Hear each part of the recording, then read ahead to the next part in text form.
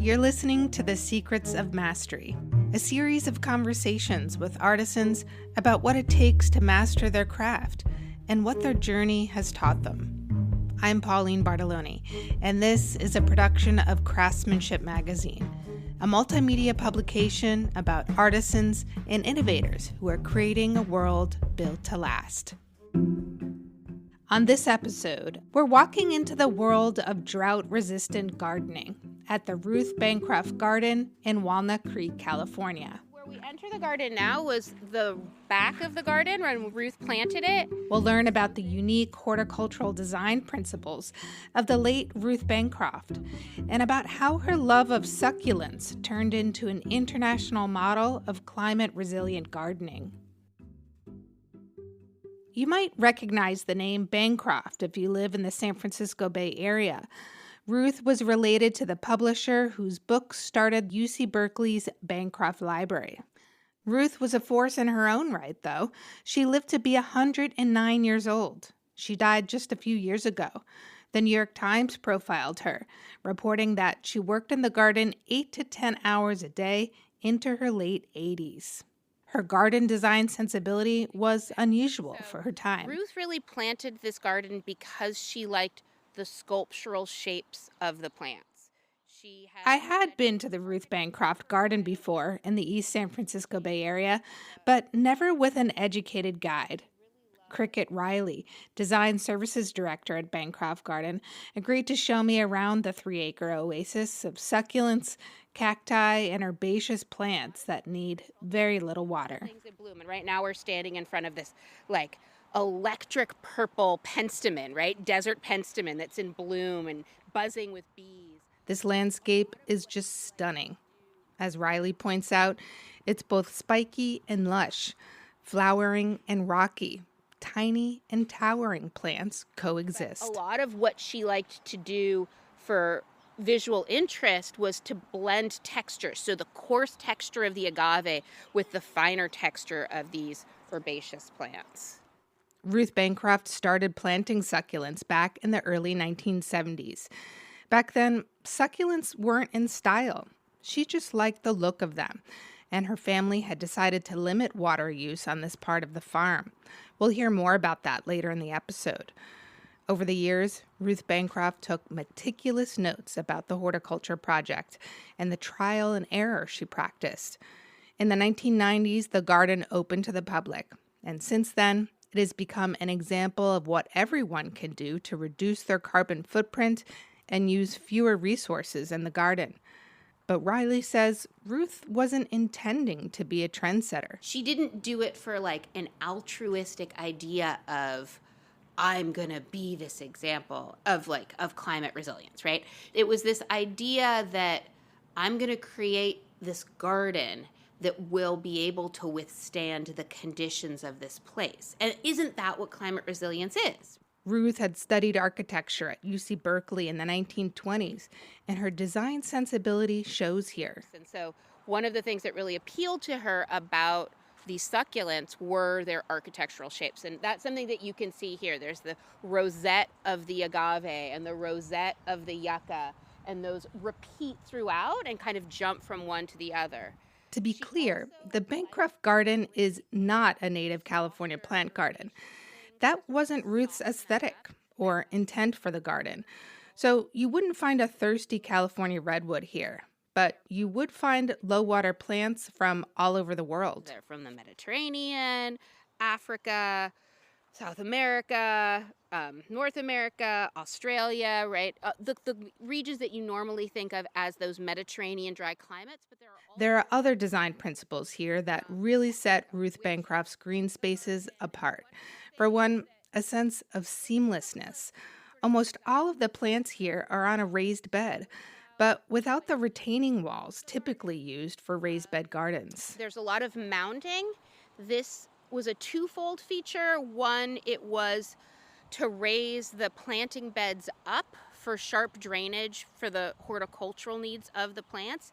The other was creating a naturalistic look with a lot of rooms, right? The mounds, just a few feet high, create movement and fluidity that lead people through this garden that's always in bloom. Paths, rooms, this sort of winding through. It is a botanic garden in sort of air quotes, but really it was designed as a pleasure garden, as her pleasure garden. This pleasure garden has been featured in publications all over the world, from Germany to Martha Stewart magazine. International succulent and cactus societies have studied this space.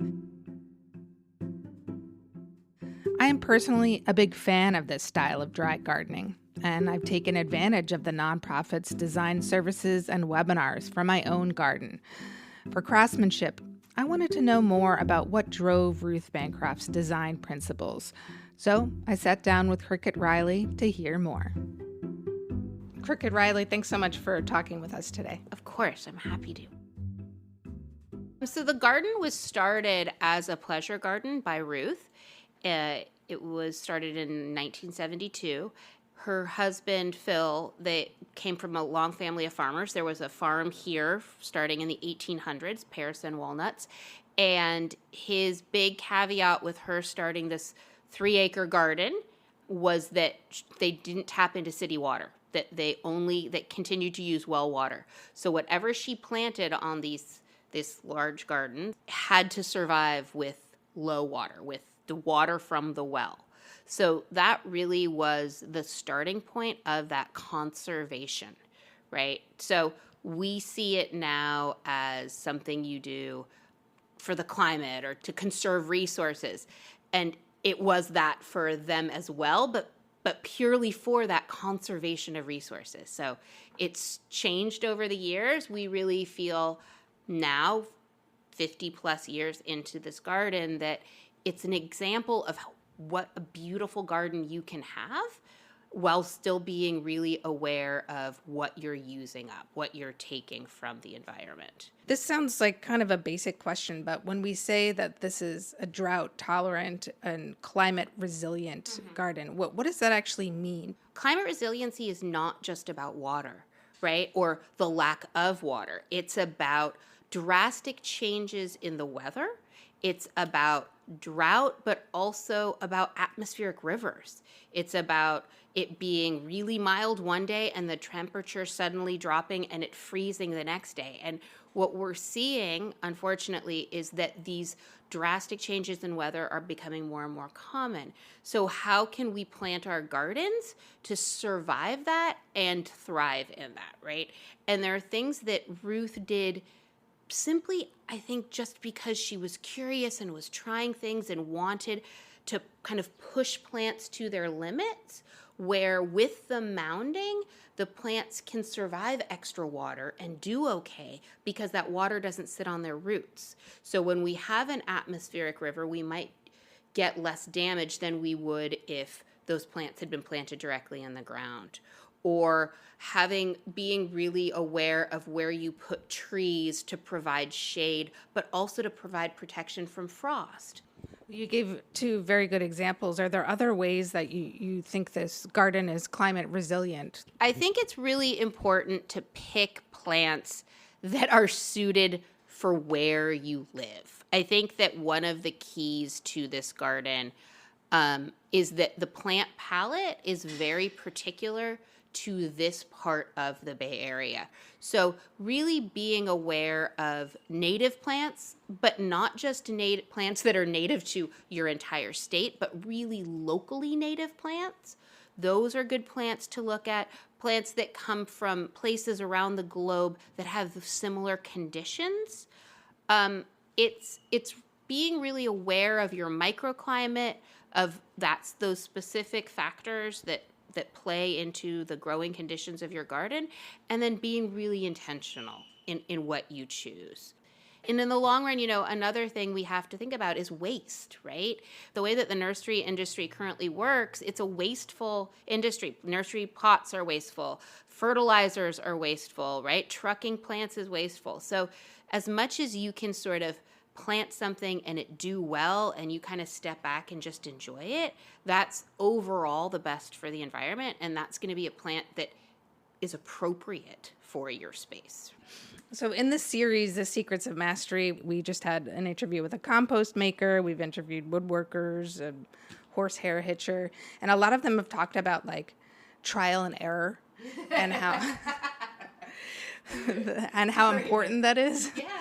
And I read that was part of Ruth Bancroft's experience. And maybe if you could tell me a little bit about trial and error and how that's come into play in the creation of this garden. Oh, I mean, it was huge. And I think that one of the things that really drew me over the years has drawn me to Ruth, and I think a lot of people to her and her experience, was that she didn't see failure as failure, right? She saw it as an opportunity to learn. And early on when she planted the garden, she planted a bunch of succulents, and there was a big freeze. This was in like the first year of the garden, and a bunch of plants died. And she could have easily, the garden was just starting, she could have easily just given up and said, okay, I'm not going to do this. But instead she said, okay, I'm going to figure out what maybe went wrong. I'm going to study it, and I'm going to see if I can figure out how to make it work going forward. And that was something that was a huge part of this garden. It was a garden very much of experimentation, right? And learning basically where she was, what would do well, and how to have these plants grow in the best possible conditions. So over the years, that frost was one, but there was many other things that came up with pathogens in the soil, and it had been farmland for many years, so there were a lot of pathogens in the soil. And so over the years, trying to figure out how to fix those things or work around them as the garden developed.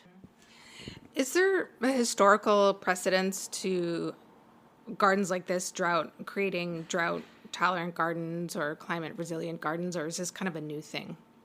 They're sprinkled throughout. I mean, throughout Europe, there's all sorts of low-water gardens. Beth Chatto created the gravel garden in England. The Huntington, there's parts of the Huntington that are low water. Even parts of Lotus Land, although that also is a pleasure garden.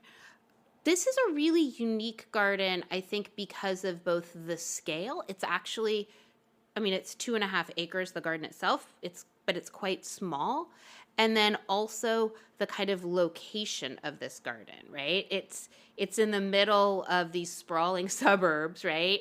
And it's this jewel of low water gardening. So yes, there's kind of low water, right? Desert Botanic Garden is a low water garden, but this sort of smaller scale low water pleasure garden is fairly unusual in the United States. What would you say is the most important skill that people need, or a thing that they need to learn in order to have a successful drought-tolerant garden? I think you need to take care of your soil. People don't think about the soil.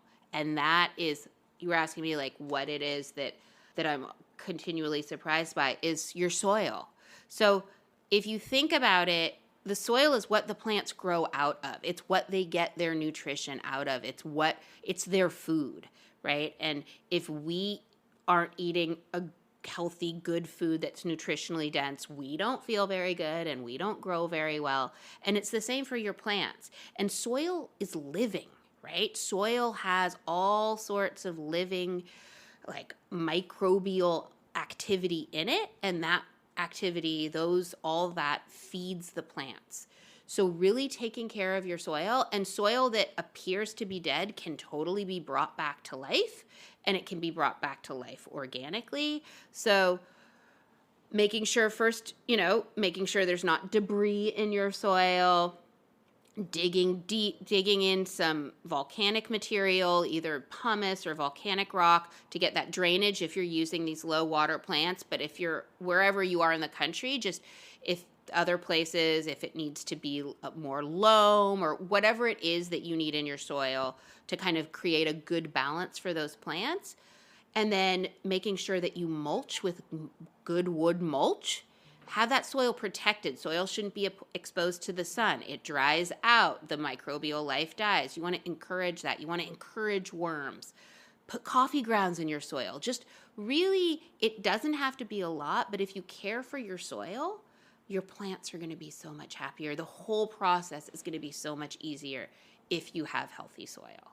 Why do you think it's important that people develop dry gardens, climate resilient gardens? Is it for the planet, for themselves individually? Oh my gosh, it's all of those things, right? So first of all, I think that a lot of people, what they have right now are lawns. And if you haven't thought about it or done any research, I suggest you kind of look into a little bit about lawns and how bad lawns are for the environment. The pesticides and the water and all of the energy that it takes. So just removing your lawn is going to improve the environment, right? You're not going to be mowing it. You're not going to be expending that labor or those fertilizers. Also, having something that's low water uses fewer resources, right? The conservation of resources, it doesn't matter what your sort of political stripe is. We don't want to be wasteful. Just to spell this out, I mean, is there a way that a low water garden is reducing a carbon footprint? A low water garden is going to use less water, right? There's also, so like we have these terms like low water, but also climate resilient, right? So, or climate appropriate. So if you're planting things that are appropriate for your climate, it's going to reduce the carbon footprint in a number of ways, right? The plants will be more successful, so you'll be buying fewer plants that will need to be trucked across, that will need to be grown with chemical fertilizers in plastic pots that are going to go into landfill, right? There's all of those factors. There's also the care. The plant's going to be happier. It's going to need less care. For us here in coastal California, a low water garden oftentimes needs less tending, right? So you can have somebody come, if you don't want to do the gardening quarterly, to carefully take care of your plants, then come weekly to blow leaves around and hack things back, right? It actually requires less input once established, and that input takes carbon, right? That input creates all sorts of off-gassing and use of petroleum products, etc. Thank you so much, Cricket Riley, for talking with us. Of course, my pleasure. I love talking about this place. Cricket Riley is Design Services Director at Ruth Bancroft Garden in Walnut Creek, California. And that's it for this edition of The Secrets of Mastery. Music in this series is by Blue Dot Sessions. For more Secrets of Mastery episodes or more stories about craft, check out craftsmanship.net. That's craftsmanship.net. You can find us on Substack, too. Thanks for listening.